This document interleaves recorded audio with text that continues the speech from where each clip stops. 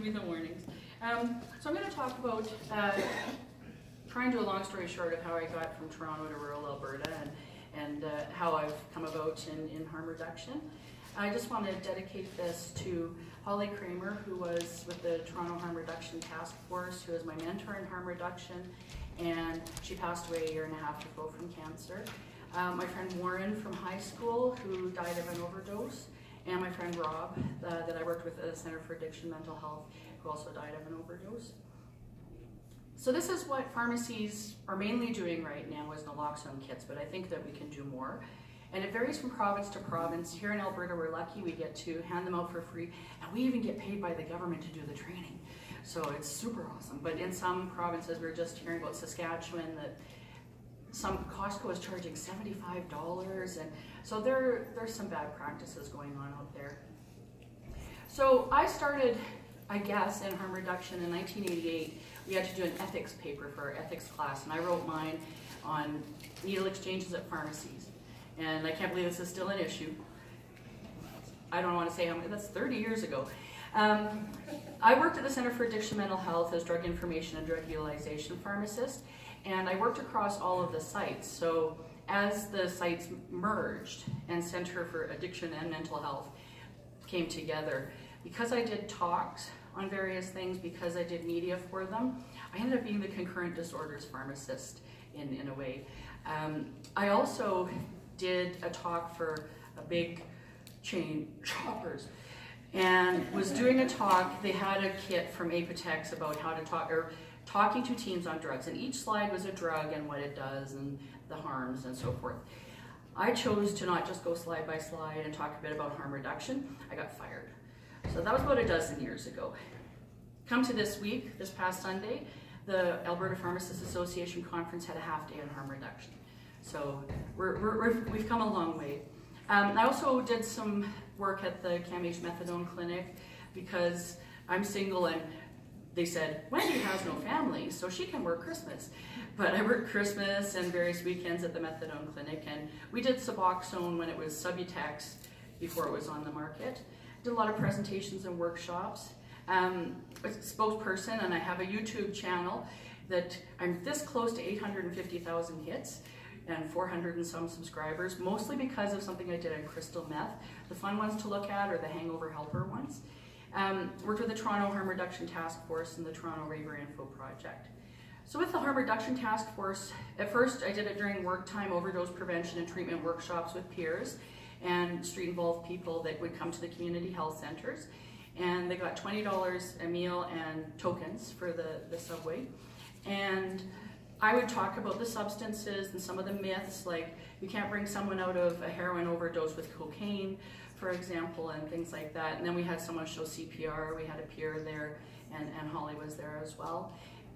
Eventually, I ended up doing that after I was laid off due to $1.5 billion in cuts in Ontario to pharmacies. I did it on a volunteer basis. I did a lot of presentations to healthcare providers about a variety of topics.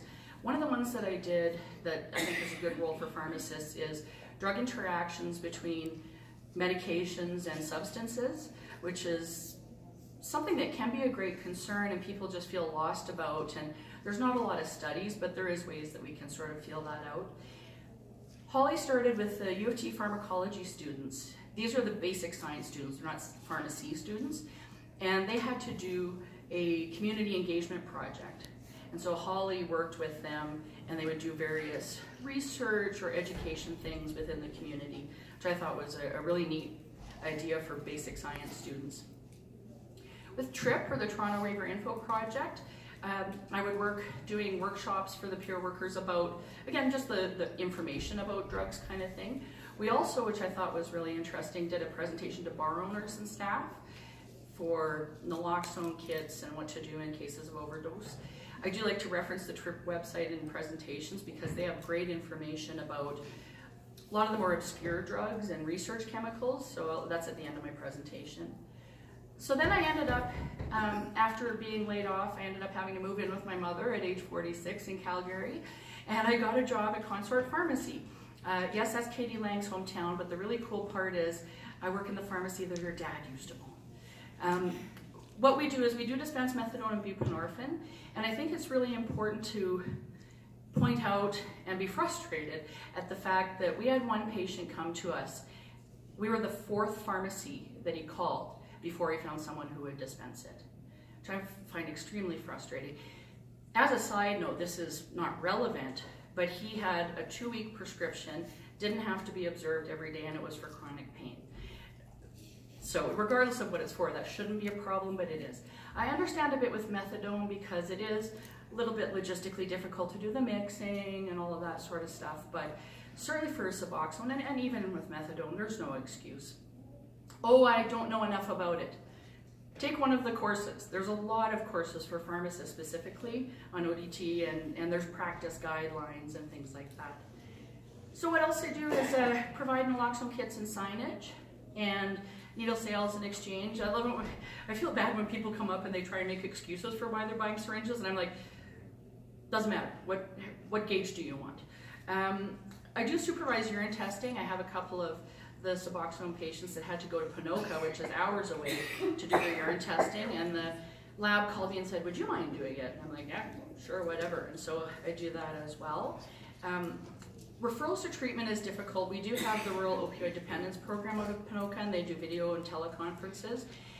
My problem is we don't get much education on addiction and substance use, period, let alone how to help bring someone into treatment. And so I still have difficulties with that. I do a little nudging and things, but I thus far have not got anyone successfully into treatment. And that's something that we really need to learn how to do. So I'll just go through these really quickly. This is from the Alberta College of Pharmacists. Most of the College of Pharmacists have a little bit of information. So the immunizations, lab tests, we can order lab tests in the province. Talk about safer substance use, overdose prevention, naloxone, referrals, harm reduction services, and other community agencies for some of the social determinants of health type stuff. So I said that we provide naloxone. Now I'm working with Families for Addiction Recovery on their education committee. And we're contacting, we tried the colleges, they said it's not our job and various things. So we're contacting the head of Shoppers, the head of Rexall, the head of Costco, and asking if they can either insist that their stores carry naloxone and also put the signage up so people know. These are barriers. There was a good overview done by a couple of professors at University of Alberta. It's in the Canadian Pharmacist Journal, and they lack of time and training, absolutely. Insufficient remuneration. Like I say, we get paid to do training on naloxone kits here, but not everywhere. And we have to do this really long opioid assessment on everyone in Alberta that's mandated, and we get no reimbursement for that. Fear of attracting unruly clientele, which has not been my experience, but that is one of the barriers, and not enough communication between healthcare providers. This, I don't know if we have time for discussion, but as of this month, pharmacists are obligated by Health Canada to put opioids can cause dependence, addiction, and overdose stickers in yellow on every opioid prescription, whether someone's been on it for 10 years, or it's 10 Tylenol 3 tablets for dental surgery, or Tramadol. We have to put this on, and we have to give a handout, which has things on it I totally disagree with. Signs of overdose, the first one is hallucinations. Trouble breathing is 1, 2, 3, 4, 5 down. That should be on top. And also it says that opioids, babies born to mothers taking opioids can have life-threatening withdrawal. Not true. Absolutely not true. Babies ripped away from their mothers because their mothers were on opioids can have complications. There's no evidence base for this. I don't know how this sheet got made, but we are obligated by law to give it out. So I'm trying to contextualize it with everyone, but I did send a note to my doctor saying, this is coming, you're going to get angry phone calls. I'm trying to do what I can to mitigate it.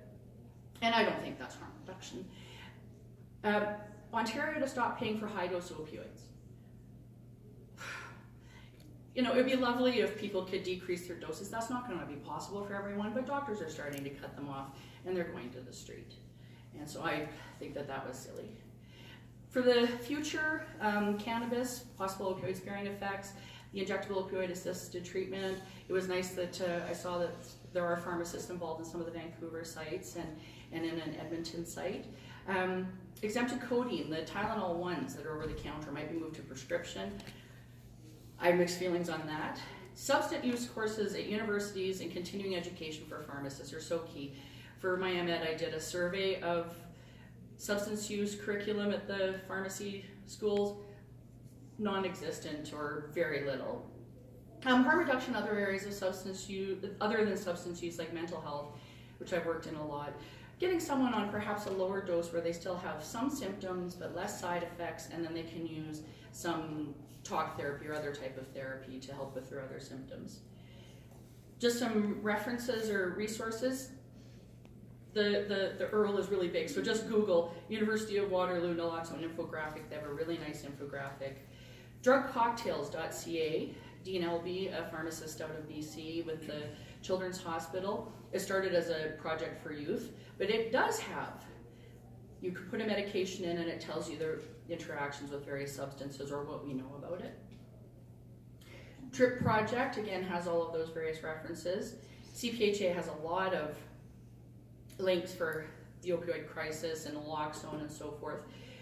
The FIP, the International Pharmacists Association, put out a report about pharmacists and what they can do in 2017, and Toward the Heart in BC I found has a lot of really good references and videos.